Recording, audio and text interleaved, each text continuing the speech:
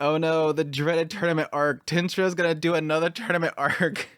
Just one episode though. It's fine. It's fine. It's just a single episode. It's fine. I have to admit that I was a little afraid when I seen this pop up. I'm like, oh no. But wait, the preliminaries are done. Okay, how long is this? Okay, we're done already. That's good stuff. Good stuff. As a longtime anime fan, yes, sometimes whenever it comes to tournament arcs, you kind of get that little bit of a, please don't make this extremely long and annoying. And technically, I think it's sort of helped by the fact that most of these people that were actually involved with the tournament are people that we've already kind of established as not being massively OP, though I have my prediction around Gobta.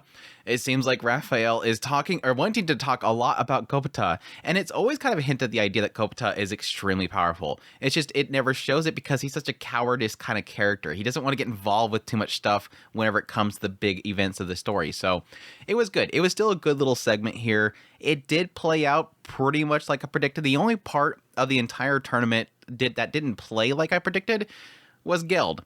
I'm a little bit sad about Geld, and I'll get into that in a minute. Let's just jump right into it. Yes, opening up with the fact that they have established this Elite Four. I don't know, where Rimuru has established an Elite Four just to kind of excuse why all these extremely powerful people at his side don't get involved with the tournament, and that is the idea of establishing the fourth. And yes, I'm already assuming it's going to be Gobta. Now, something could get pulled out of the air with the whole hero thing, my prediction around him sort of grabbing the crowd, but I think his charm is not going to mess with Gobta, and I think that's going to lead to Gobta winning, but still, they established this Elite Four, and they're going to do the tournament. And like I said, when they established the actual layout, which yes, it makes sense that Masayuki's kind of luck ends up coming to play, and the idea that his entire bracket is nothing but like his own ally. And yes, the weakest of the group, and how he could pretty much charm over the bovine guy. So yes, that side pretty much played like predicted. It made sense again based on his abilities, his ability to charm people. That yes, these two are gonna fight. Which one of the two of them win? Who knows? The bovine versus the horse. Which one's gonna win? Who knows? But of course, I knew when the hero went up against them, he was going to charm them up. So he was an easy route. Now, the other side of the whole tournament, that was the question mark. The first thing that kind of bugged me was Geld versus Carion.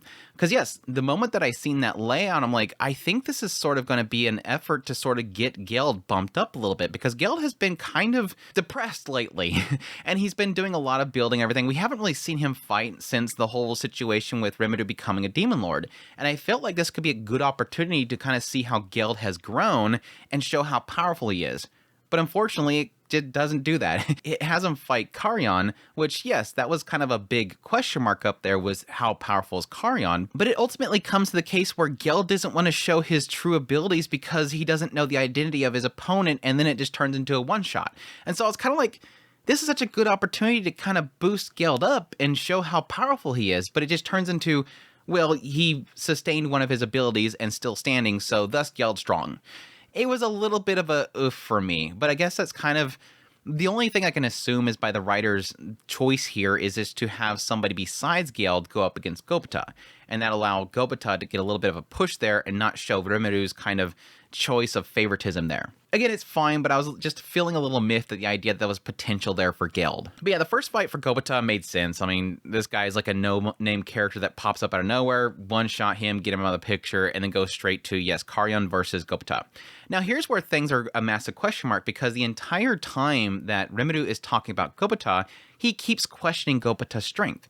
And it's kind of surprising for me because as a viewer, I always assume that Gobta is really powerful. It's always kind of shown this sign of him being real powerful. And yes, a lot of his power is through his bond with the wolves and whatnot, but still, he is shown as being very, very powerful and very quick-witted. It's just, yes, he's typically kind of a cowardice character. He doesn't want to get involved with too much stuff. But yes, the confirmation for me was finally the fact that Raphael wanted to talk. He sit there downplaying Gobta like, oh, this is not good because he's definitely not going to win against Carion. And then suddenly there goes Raphael popping up. It's like, oh, it's like you want to say something. What are you trying to say? It was really in the introduction, the idea they point out the idea that he was nihilistic and he's a genius. And then he's like, he's not those things. And then Raphael just like wants to say something but doesn't say something. It's just curious the fact that Raphael doesn't say anything. I'm very curious why it's not saying anything. Even later on, when they're talking again later on, where he's saying he can't bring out the best of Masayuki. I want to find out what's going on with Masayuki. He's definitely not going to be able to do that for him. And then it pops up again. It wants to say something.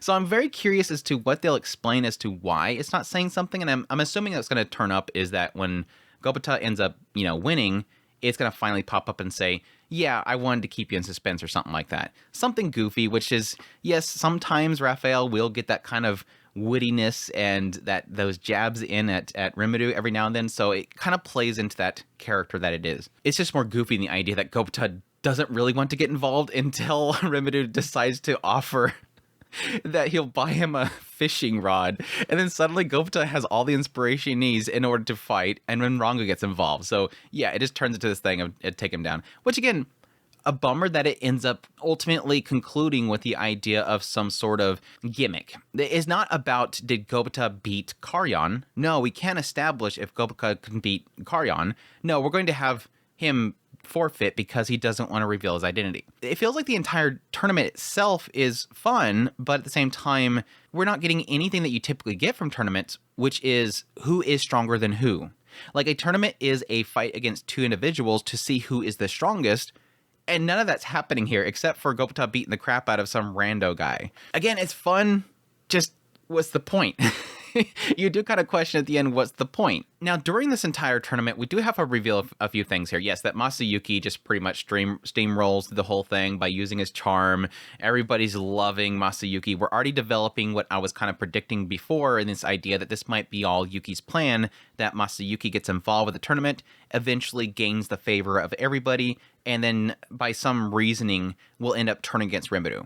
And currently my prediction around that is that this whole thing with the merchants, that eventually it's going to come to light that Rimuru doesn't have the money to pay the merchants, and that's going to cause Masayuki to go, wait, you're not paying the merchants? Or maybe his lackeys say, oh, so you are an evil person, you're not even paying anybody, and then suddenly everybody follows Masayuki to go against Rimuru. And I'm assuming that might be how it turns out in the end, because I don't necessarily see Gobta being attacked by Masayuki's charm, because that's the question mark now. Now that Masayuki has gotten to the end, now that Gobta is going to be going up against him, will Masayuki end up using the same charms that he has that he used against the bovine guy on Gobta? And again, that's my whole wonder this entire time, is that if Yuki planned on having Masayuki grab Rimuru's trusted allies like Shion and Benimaru and using them against Rimuru, this could be the first sign of if he's even capable of doing that. Yes, technically Bovix was named by Rimuru, and thus was one of the people that gained his power, gained an ability from being underneath him. Will that apply to Gobta too, who's pretty much in the same boat? Somebody else underneath the Rimuru that was named by Rimuru, can he be charmed by him?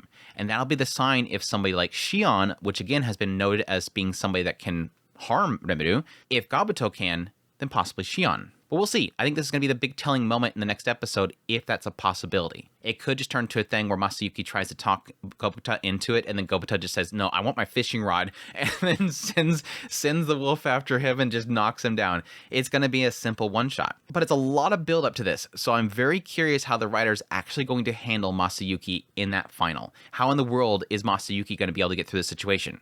It is kind of that reverse aspect. It's kind of like not so much can Gobta overcome it and beat Masayuki, but more so, what is Masayuki's plan here? Now, it's a possibility that Masayuki can employ some sort of social engineering to the crowd and everybody around the entire tournament itself. And the idea that Masayuki could use his charms to cause Gobta to be disqualified for, yes, the whole thing with Ranga. Yes, technically they point out the fact that that doesn't disqualify him, but he could charm people into disqualifying Gobta somehow by something like that or something else. Or just possibly charm people in general that he is the winner. Or what's to say that Masayuki doesn't get taken out by Gobta, but then he uses his charm to still win the people over that he still won. Something like that. That's the only way I can see him getting through this at this point. But even still, the question mark is, does Masayuki even want to fight Rimuru? It does seem like he's playing into that, but it's like, why does he think that he can take on Rimuru? Why is he pushing this idea, besides the fact that his lackeys are pushing him to it? Anyways, the other thing that happened during this entire tournament that was kind of a shocker to me, that yes, we have a new ship. Out of nowhere, Tiss is like thirsting over Carion. Out of nowhere, she's cheering for Lion Mask, and I'm like, wait, what's going on here? Why is Tiss like going crazy about Lion Mask? And I'm like, does she know who Carion is? I don't think she knows who Carion is. Does she just like the six-pack? Does she like how chiseled he is? And then sure enough, in the party afterwards, she's just thirsted over here, but Carion's over here like, yeah, that young lady, she understands my strength. And Millam's like, what the hell are you talking about? You've lost. It was great. I just random out of nowhere, Tiss is just thirsted over him, and I'm like, okay, I ship it, whatever, sure. The other thirsting we had was Alice over the hero, which that's a given because everybody's being charmed by the hero and everything like that, but not Chloe. Chloe was back there like, what? What the hell's going on? And then right next to her is Remedy pretty much constantly going, I don't get it. I don't get it. Obviously, this charm is not affecting him. Overall, besides my frustration with Guild, and besides, the fact that not really much of this ends up turning into an actual fight of skill, it just turns into how somebody's going to forfeit somehow with a technicality. It was still a fun little bit. I like the little kind of sidelines of characters kind of reacting to things and the thirst of Tiss and stuff like that. Definitely wasn't really foreseeing Sokka being that kind of outspoken. I don't know. I never really felt like Sokka is that type of character, so it was kind of fun seeing her being on the stage and just kind of hyping people up. It's just something that I didn't really see her being in a position for, but it overall was good. I'm really curious to see how Gobta ends up finally showing to Rimuru that he's actually really powerful and really smart, because again, all signs are pointing to everybody seeing it but Rimuru. Even Raphael, I'm curious if they'll show Raphael actually say something in the next episode. And again, I'm very curious to see how, again, Masayuki feels like he can take out Gobta, or what kind of resolve in that whole situation. It's going to be very curious, but although it could turn into like what a lot of anime do with tournaments, where before the very end, something catastrophic happens. Again, it could just be out of nowhere, they point out the fact that the merchants aren't being sold, and then Masayuki turns everybody on Remedy. But we'll see. Anyhow, I hope you guys enjoyed this video. As always, if you did, hit that like button down below, comment, let me know what you thought of the episode. Additionally, if you're new here, make sure to subscribe before you leave. If you like this content and you want to support the channel more, I have links in the description below. Greatly appreciate what it does. Until next time, y'all take care.